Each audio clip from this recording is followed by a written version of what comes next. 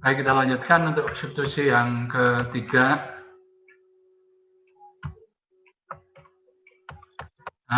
Di sini ada dua gugus, yaitu ada gugus metil, kemudian ada gugus NO2. Kemudian kita bahas bagaimana substitusi yang ketiga. Metil tadi kita ketahui dengan efek induksinya berarti sebagai pengarah apa? Untuk metil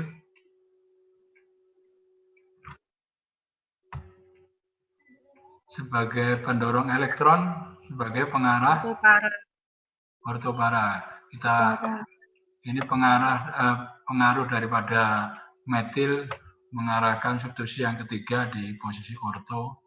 Di sini ortonya sudah ditempati, maka tidak mungkin. Sehingga kemungkinannya di sebelah sini. Kemudian yang kedua adalah pengaruh daripada gugus nitro.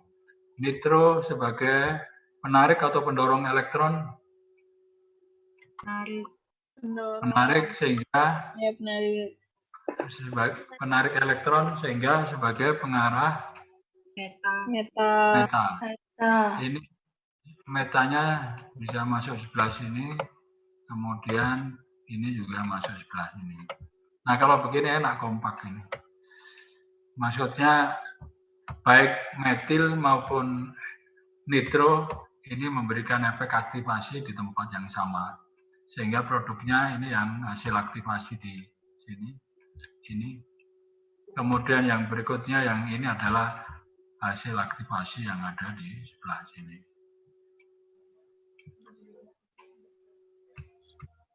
Jadi kalau sudah ada dua, kita perhatikan satu persatu pengaruhnya. Kemudian sebagai nama ini, yang ini sebagai toluene, ada tambahan 2 gugus nitro, kita sebut sebagai nomor 2 dan 6, karena urutannya 1, 2, 3, 4, 5, 6.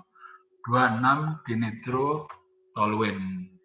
Kemudian yang di sini nomor 2 dan 4, maka kita sebut sebagai dinitro 24 dinitro toluene. Kemudian sekarang contoh kasus yang kedua. Ada gugus metil dan gugus hidroksi. Metil sebagai pendorong atau penarik elektron? Pendorong. Maka pengarah apa? Kalau pendorong masuk di sebelah sini. Kemudian yang para sudah terisi berarti nggak mungkin. Kemungkinan adalah di sebelah sini. Kemudian hidroksi sebagai penarik atau pendorong elektron? Pendorong. Dengan pasangan elektron bebasnya ini dia berperan sebagai pendorong.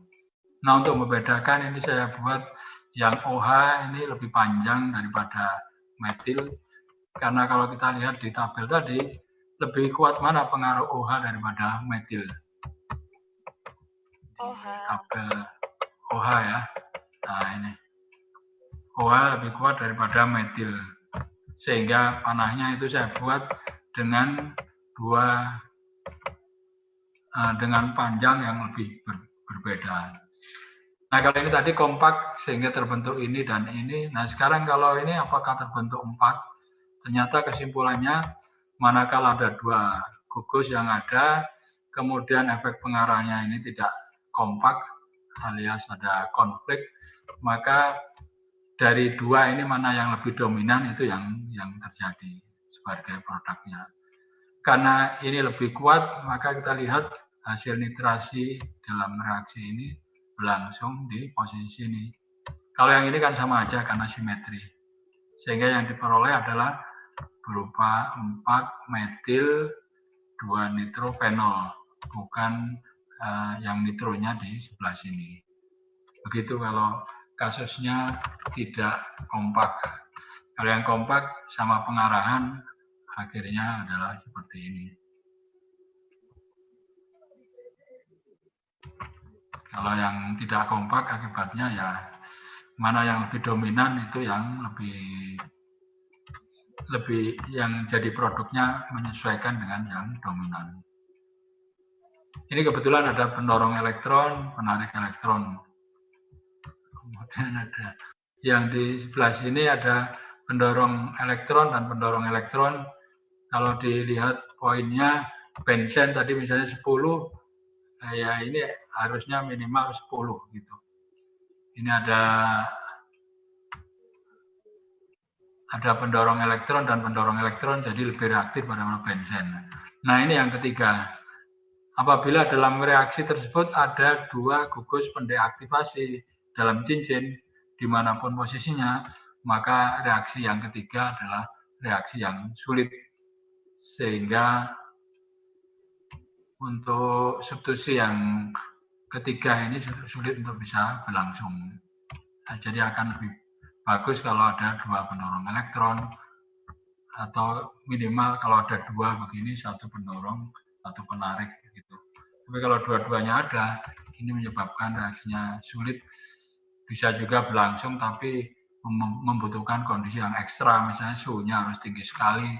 Bahkan kadang-kala suhu yang tinggi sekali itu pun tidak mencukupi, kadang-kala perlu sampai menggunakan tekanan yang lebih tinggi daripada 1 atmosfer. Dengan demikian, untuk reaksi substitusi aromatik elektrofilik sudah selesai. Kalau kita buat kesimpulannya, ada 5 jenis substitusi aromatik elektrofilik. Kemudian kalau sudah terbentuk, hasil substitusi yang pertama mempengaruhi substitusi yang kedua. Ada 2 grup, pendorong elektron sebagai pengarah ortopara, penarik elektron sebagai pengarah metal. Kemudian untuk substitusi ketiga dan seterusnya tergantung dari tergantung pada gugus yang sudah ada. Kalau kompak maka hasil reaksinya cukup di tempat yang hasil pengarahan bersama itu. Tapi kalau tidak kompak, mana yang lebih dominan itu yang mengarahkan tempat substitusi yang ketiga. Kalau ada 2 gugus pensubstitusi yang pendeaktivasi, maka substitusi yang ketiga akan berlangsung sangat sulit. Dengan demikian ini sudah selesai. Ini kalau dilihat dari slide ini tinggal 2 slide saja. Saya kira untuk pertemuan hari ini diselesaikan tanpa adanya ini. Nanti untuk pertemuan yang berikutnya biar tidak terjadi konflik, karena yang satu elektrofilik, yang di sini adalah nukleofilik.